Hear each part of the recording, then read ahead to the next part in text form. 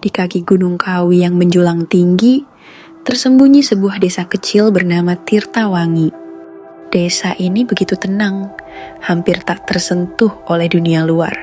Penduduknya hidup sederhana, bergantung pada hasil bumi dan air dari mata air yang mengalir deras dari gunung. Namun, ada satu rahasia besar yang telah menjadi bagian dari kehidupan mereka selama berabad-abad, yaitu Telaga Abadi. Telaga ini terletak di tengah hutan lebat yang melingkupi desa. Airnya jernih seperti kristal, memancarkan cahaya biru, kehijauan ketika sinar matahari menyentuhnya. Legenda mengatakan bahwa siapapun yang meminum air dari telaga ini akan mendapatkan keabadian. Tubuh mereka tidak akan menua, penyakit tidak akan menggerogoti, dan kematian tidak akan menemukan mereka.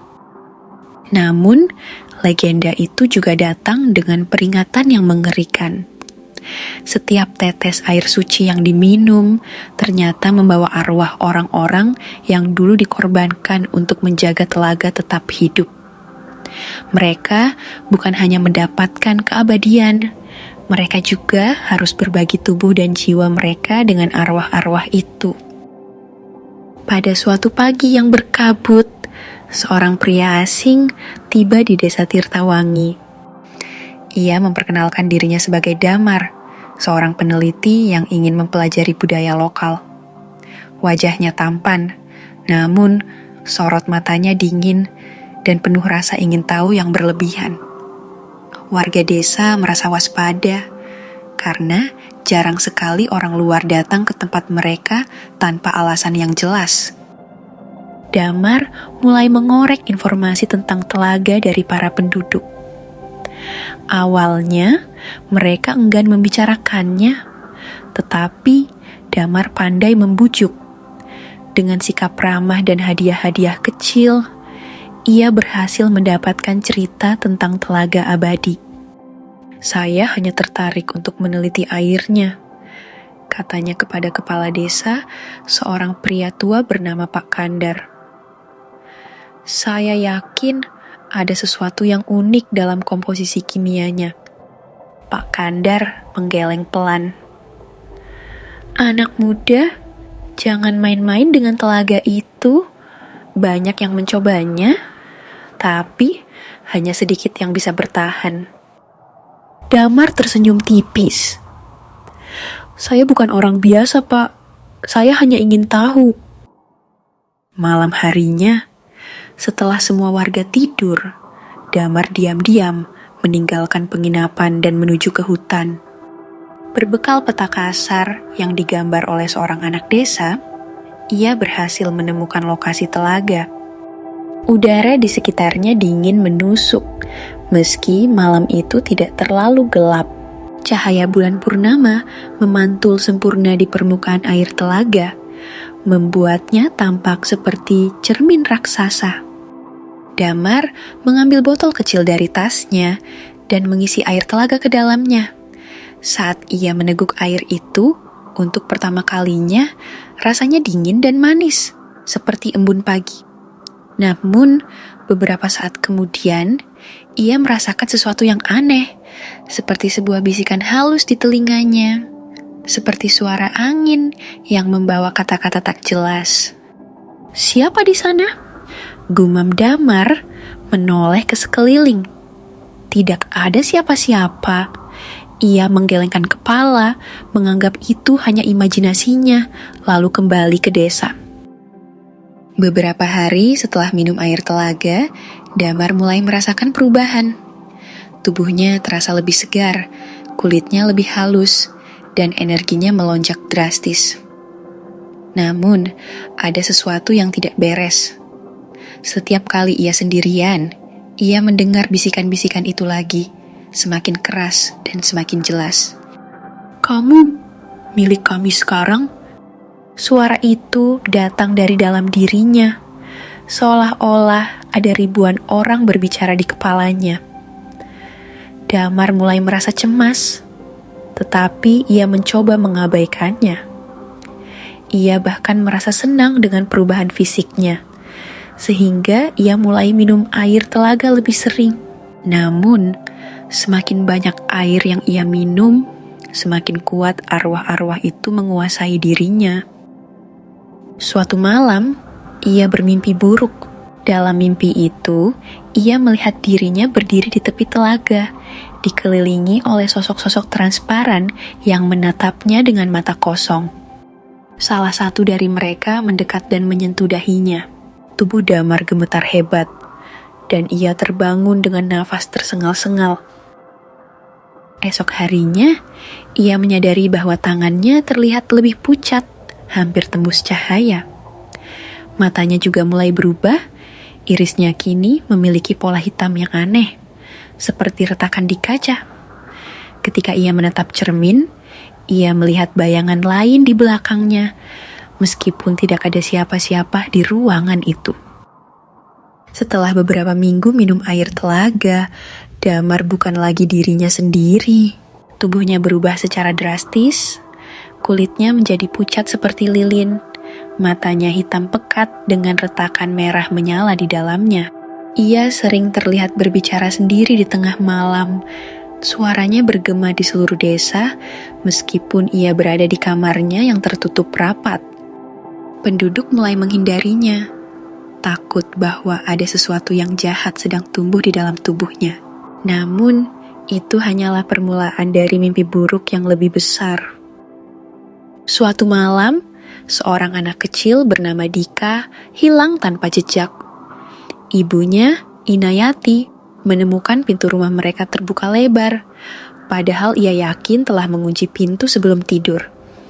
Di halaman belakang, ada jejak kaki basah yang mengarah ke arah hutan.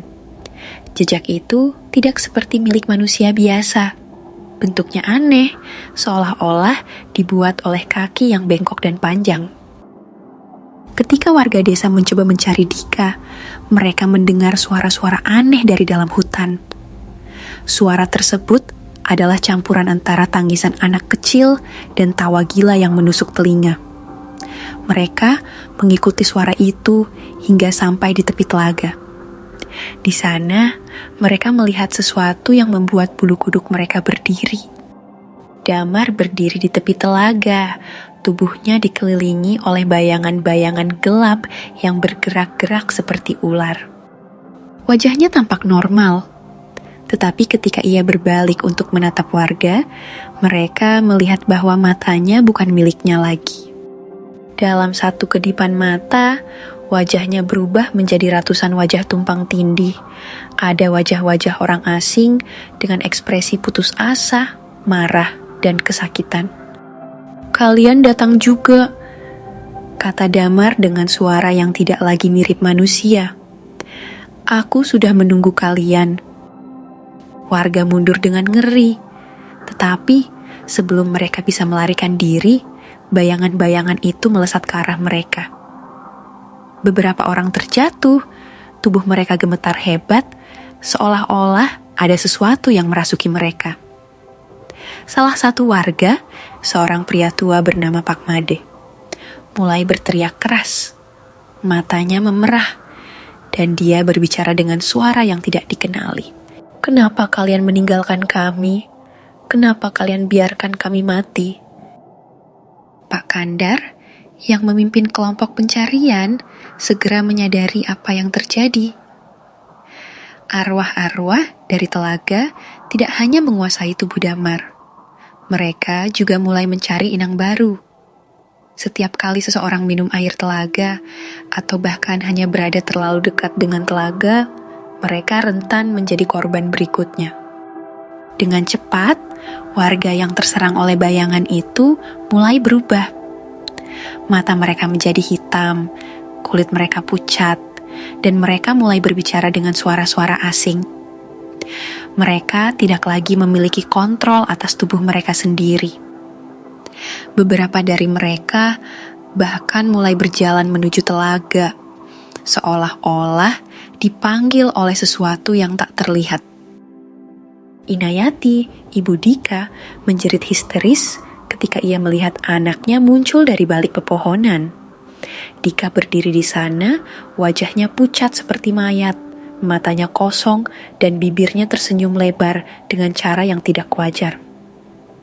"Ibu, aku haus," katanya dengan suara serak yang bukan miliknya. Sebelum Inayati bisa mendekat, Dika berlari menuju telaga dan melompat ke dalamnya. Air telaga mulai beriak liar dan jeritan-jeritan mengerikan terdengar dari dalam. Ketika air tenang kembali, Dika sudah lenyap tanpa jejak. Melihat situasi semakin parah, para tetua desa mengadakan pertemuan darurat. Mereka tahu bahwa mereka tidak punya pilihan lain selain menghancurkan telaga itu sepenuhnya. Namun, ritual pemurnian yang diperlukan bukanlah hal yang mudah.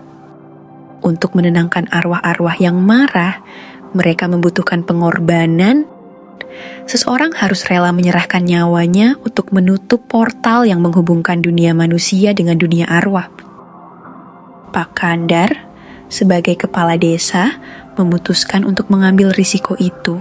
Ia tahu bahwa jika tidak ada yang bertindak, seluruh desa akan dimusnahkan oleh kutukan ini.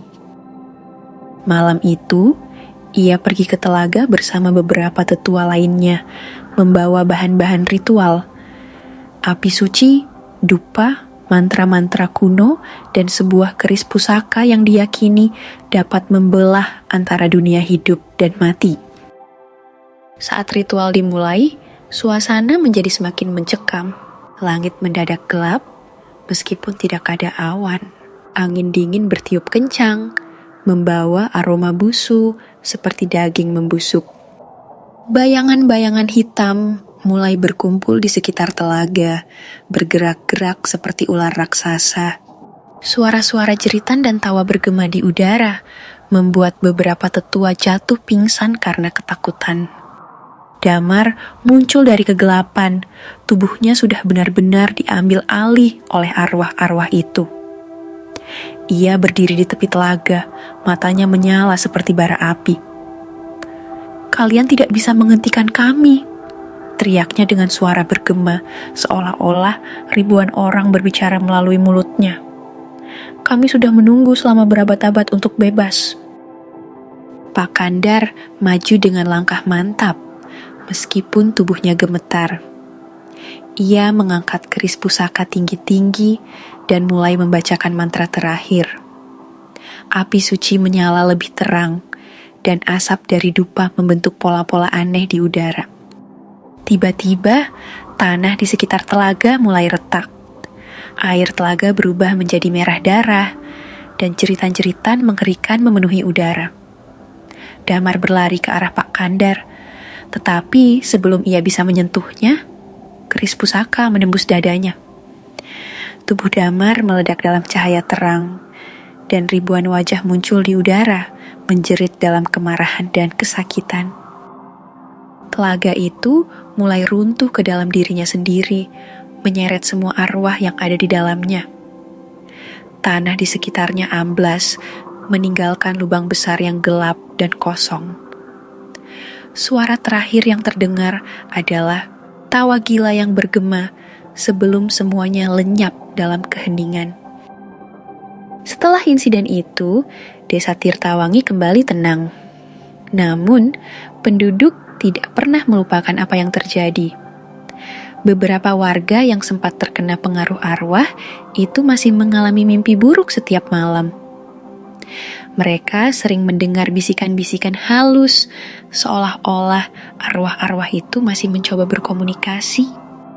Dan di malam-malam tertentu, ketika angin bertiup dari arah gunung, mereka masih bisa mendengar suara anak kecil tertawa dari kejauhan, seolah suara Dika yang tak pernah kembali.